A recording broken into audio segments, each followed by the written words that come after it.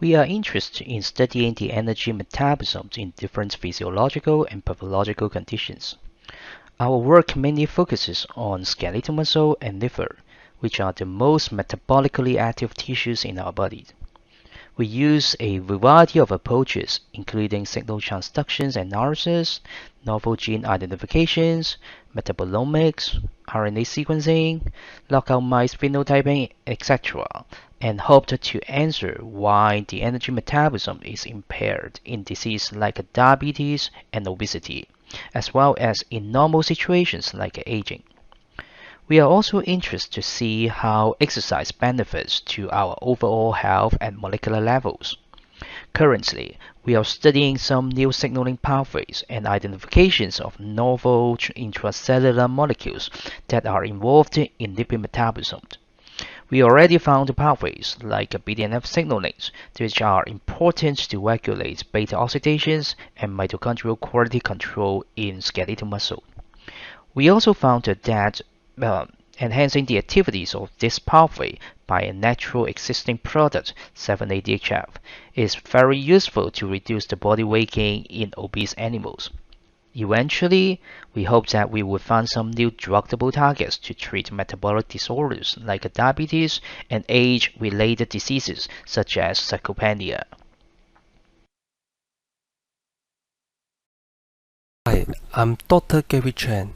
My laboratory focuses on DNA recombination and chromosome segregation, two important processes for DNA repair and cell division. We have three main aims. First, we will study molecular mechanism of nucleases, which are enzymes that cut DNA, how they are involved in DNA repair and segregation. Second, how defects in DNA repair and segregation leads to genome instability, which can cause cancer development. And finally, how NFA bridges are formed and resolved during mitosis. Sister chromatins can be collected by DNA repair intermediates such as holiday junction. If they are not removed before anaphase, ultrafine NFA bridges will be formed. Those bridges are easily be broken at the end of cell division and can lead to DNA damage and chromosome fusion. Therefore, processing of holiday junction and NFA bridges is an important topic related to cancer biology. Hello, this is Billy, and I'm a chair professor in endocrinology. Our lab in the past 10 years have been working on 3 projects on GPCR screening, on secretin receptor and ligand function, and also novel drug development. Today I'll describe one of our project to you. It's on the function of secretin in the regulation of thirst and salt appetite in the brain, involving multiple nuclei, the SFO, the OVLT, the MNPO, and the PVN.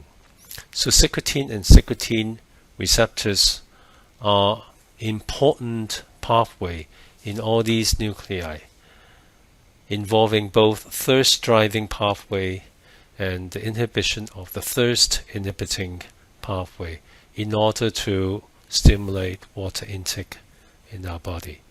In addition to that, secretin also is released from the pituitary into the circulation to affect water reabsorption in the kidney. So overall, secretin and the secretin receptor axis is a very important hormone in the regulation of thirst and salt homeostasis in our body.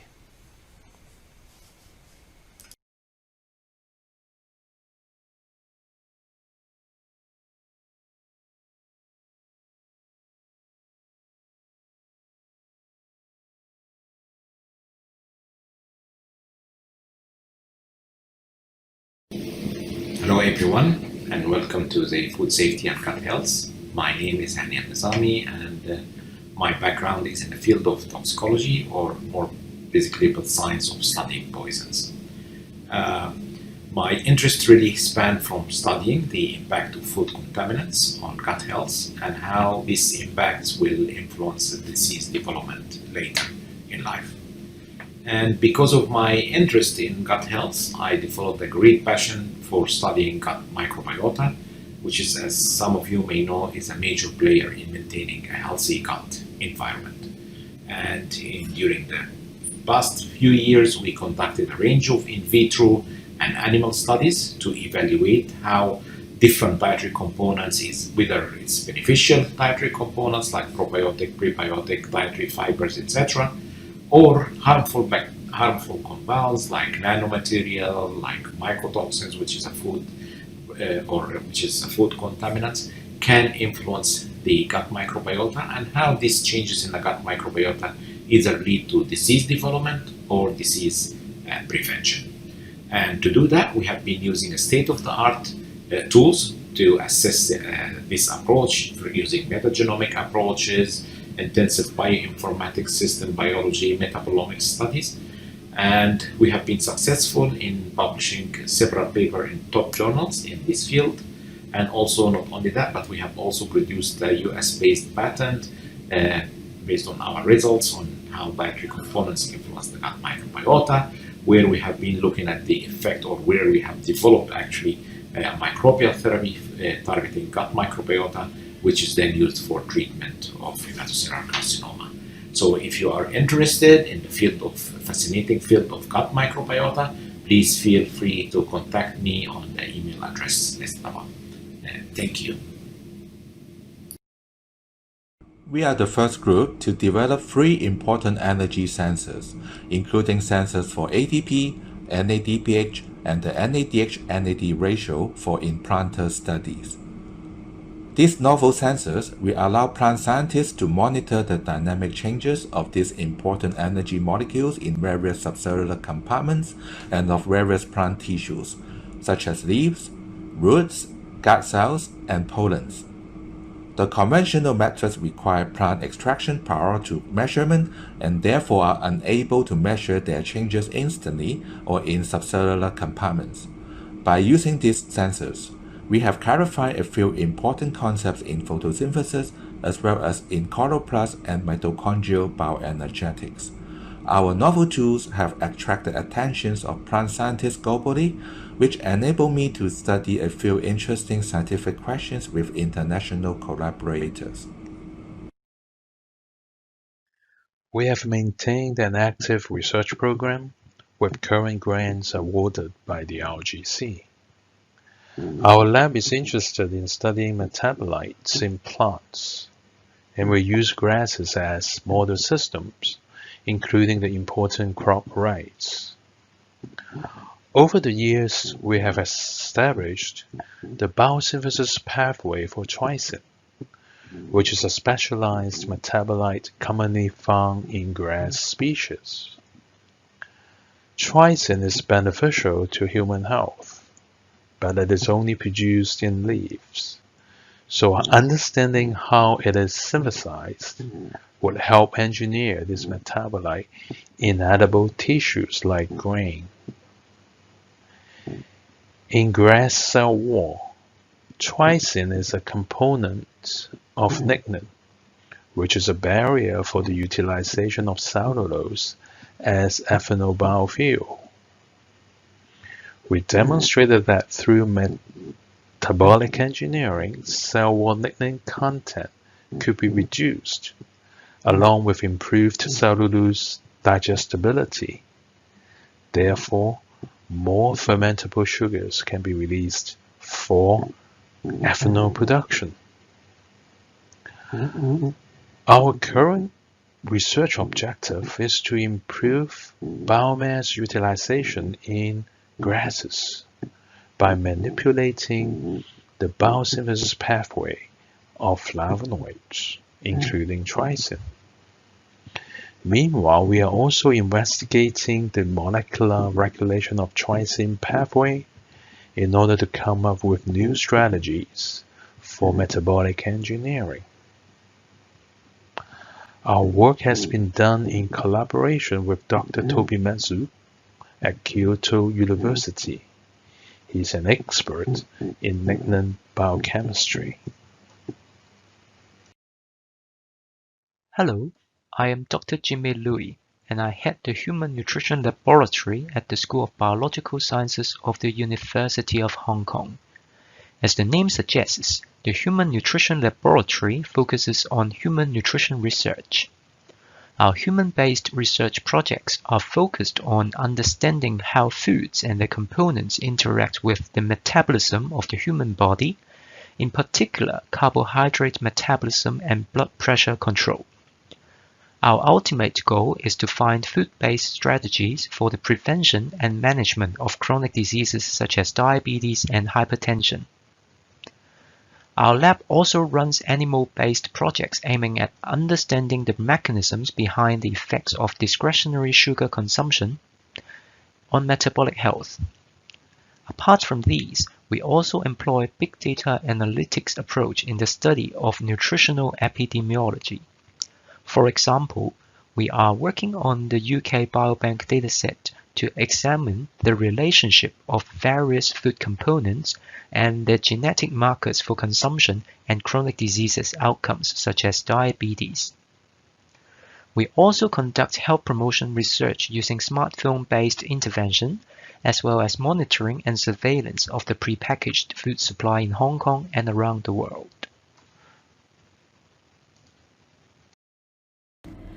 Hi, I'm Dr. Lui. Our research team focuses on reproductive research with emphasis on spermatogenesis and male infertility. Using lockdown mice and cell culture model coupled with integrated omics and molecular biology approaches, we unravel signaling network and molecular mechanism in spermatogenesis and male infertility. Our team has identified an array of environmental toxicants, testis-specific genes, and master signaling molecules that are crucial to spermatogenesis and male infertility. I'm working in the area of functional food, chemical toxicology, and molecular nutrition. Our approach is, to use the so-called phytochemicals to see whether phytochemical can help, to inhibit the formation of mutagens, carcinogens inside the food by participation into the major food chemical reaction, such as Maillard reaction, lipid oxidation. We also study the health benefits of, phytochemicals, dietary phytochemicals, use phytochemicals for prevention of age-related diseases such as diabetes, such as the diabetic complication. And meanwhile, we have personal interest in the area of skincare, and to see whether this kind of phytochemicals can be used for the skin health, and use as phytochemical as photoprotective agents, or use phytochemicals as skin whitening agents. Try to see whether we can use our discovery to develop a novel product in the area of so-called functional food and cosmetic science and the drug discovery.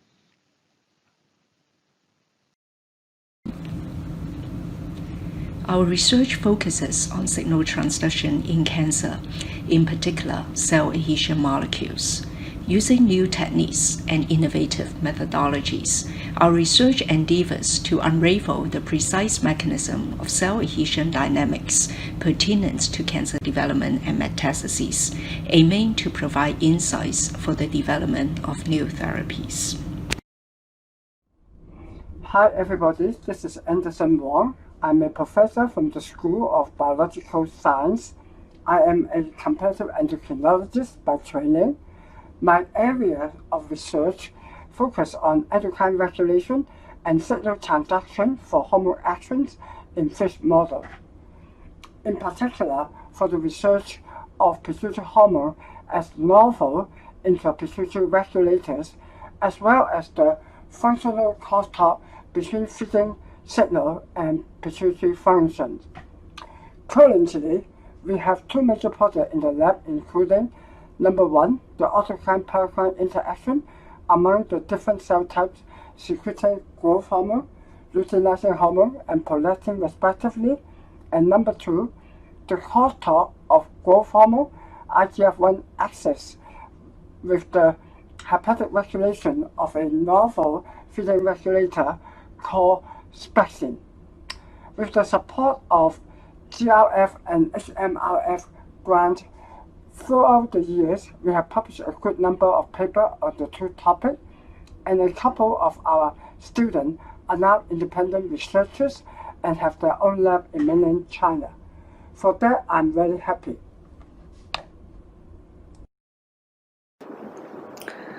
This is Dr. Aixing Yang. I'm leading a molecular microbiology research group in School of Biological Sciences, University of Hong Kong.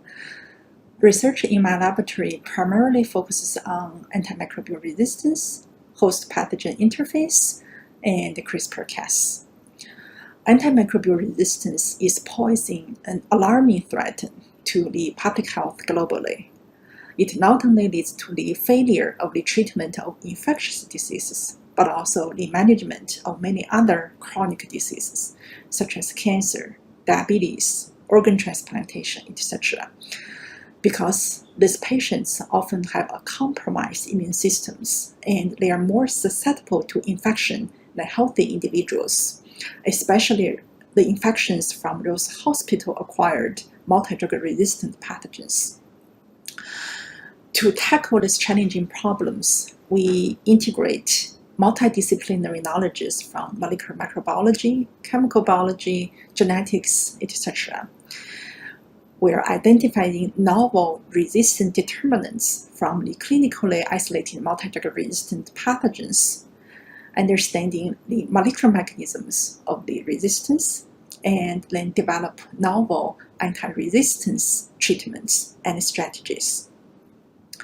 We're also interested in how pathogens survive and cause infections at the host pathogen interface by understanding the signal transduction and the stress response mechanisms of pathogens. And based on this understanding of the mechanisms, we develop precision modulation to restore the balance of microbiota. Furthermore, we're also interested in developing and employing cutting-edge techniques to tackle these problems. Two very representative techniques we are currently developing and employing, including the native CRISPR-Cas-based genome editing techniques in clinically isolated pathogens and the employment of genetic codon expansion techniques. So we are also interested in the physiological functions of CRISPR-Cas in the process of the virulence and physiology of pathogens, as well as the exploitation of CRISPR-Cas as the precision antimicrobials to treat multi-drug resistance. We employ genetic codon expansion technique to directly incorporate functional unnatural amino acids into proteins for various in situ analysis in microbial cells, such as the protein-protein interaction, protein-DNA interaction in the infection process. The postgraduate students in our lab have been awarded by the international organizations such as Gordon Research Conferences, ASM, ENBL, etc. And research findings in our group have been published in international leading journals and been covered by several media reports, contributing to the development of both fundamental sciences and translational applications. Thank you. Hi, this is Dr. Karen Yun, an associate professor in the School of Biological Science. Our lab is interested in cell division and chromosome segregation, which is a common basic process in all eukaryotic cells. In particular, we aim to understand how the centromere, which is a unique region of the chromosome that holds the sister chromatids together after DNA replication, is regulated by epigenetics.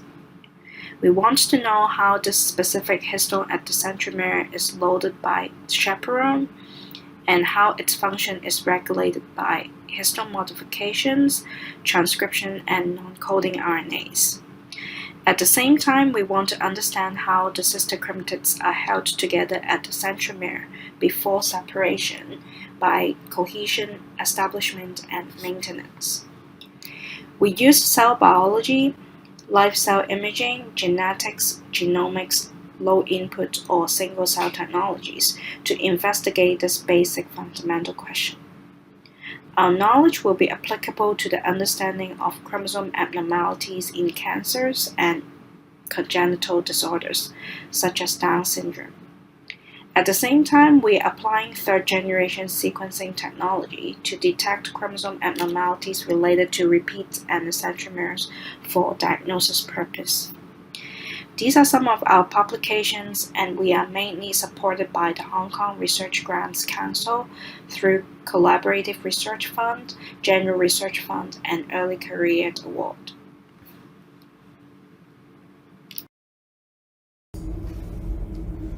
Hello everyone, my name is Yuanliang Zai. I am now an assistant professor at the University of Hong Kong. The research interest of my lab is to understand the regulation of DNA replication in eukaryotes. Actually, any misregulation of DNA replication can cause severe consequences, such as cancer. But how does our DNA get replicated in our human body? So actually, due to the large size of our genome, DNA replication can be initiated from multiple sites along each chromosome. Each initiation event has to be tightly regulated to ensure it can occur once and only once per cell cycle. This process involves a stepwise assembly of multiple replication complexes at the initiation site, which leads to the establishment of the final machinery named ribosome to start the DNA replication process. My lab makes use of the biochemical and structural tools to investigate the molecular mechanisms regulating the DNA replication process. In short, the protein complexes involved in the DNA replication process will be purified or assembled in vitro for structure determination using the cutting-edge technology like the cryo-electron microscopy. So far, we have determined a series of the structures related to the origin recognition complexes and the MSEM227 complexes. Our results have been published at journals like Nature. Structure informs function. Interestingly, the structure information derived from the structures we have determined in turn helps us to better understand the regulation of DNA replication.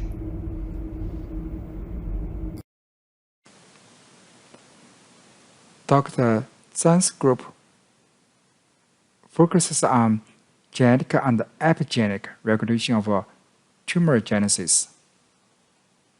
The group combines bioinformatics and molecular biology to understand the oncogenic mechanisms. Half of the group have a background in molecular biology. They are using advanced biochemistry and molecular biology techniques to validate the hypothesis generated by the bioinformaticians in the group. Bioinformaticians in the group develop advanced algorithms to predict the key cancer alterations. Furthermore, a large scale of datasets from cancer patients use the trained algorithms to better identify cancer subtypes and optimize therapeutic strategy. The lab is looking for prospective students and a postdoc with background in molecular biology or bioinformatics.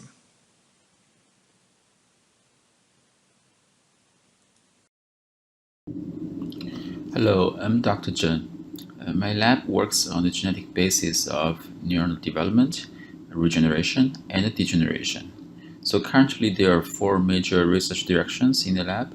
The first is that we will use the model organism, a small nematode called C. elegans, to systematically map neuronal cell fate regulators for every single neuron in this nerve system, and trying to understand the organizing principles of neuronal differentiation in this small animal.